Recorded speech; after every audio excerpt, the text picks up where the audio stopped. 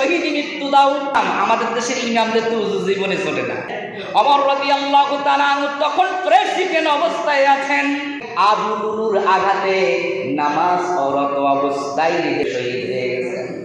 ওমর রাদিয়াল্লাহু তাআলা বিভিন্ন সময় দোয়া করতেন আর বলতেন, আল্লাহ আমাকে শহীদ মৃত্যু দাও, আমি যেন শহীদ হতে পারি। এই কথা অন্য সাহাবীরা যখন শুনেছে, সাহাবীরা বলতেছিলেন, ও ওমর, এখন তো আপনি দেশের প্রেসিডেন্ট, আপনাকে শহীদ করার মতো কোনো যুদ্ধের কোনো পরিস্থিতি নাই, আপনি এই দোয়া করেন কেন? ওমর রাদিয়াল্লাহু তাআলা আনহু তখন বললেন, আমি কোনো জবাব দিতে চাই না, আমি আল্লাহর কাছে বলি, আল্লাহ আমাকে শহীদ মৃত্যু দাও, আল্লাহ আমাকে শহীদ মৃত্যু দাও।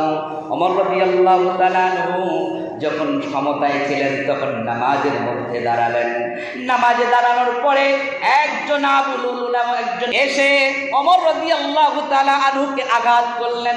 ওমর রাদিয়াল্লাহু তাআলা আনহু পড়ে গেল। নামাজের মধ্যে ইমামতিতে ওমর রাদিয়াল্লাহু তাআলা আনহু আছে।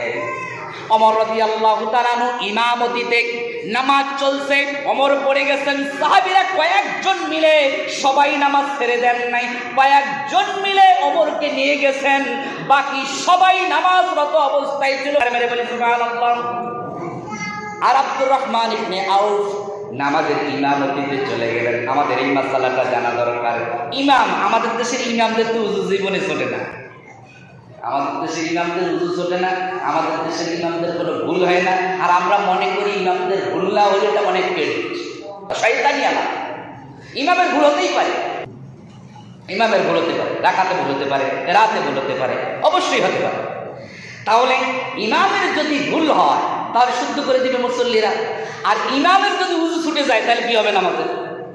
এখন আপনারা হয়তো বা এই মাসালা অনেকেই জানেন না। ইমামের যদি নামাজে উযু ছুটে যায়, আমাদের দেশে উযু তো ছোটে না, কিন্তু ছুটে, অবশ্যই ছোটে, আপনাদের মুসল্লিদেরও ছোটে, এতেই নামাজ পড়া সারা করে দেয়। এগুলো জায়েজ নাই, এটা অনেক বড় অপরাধ।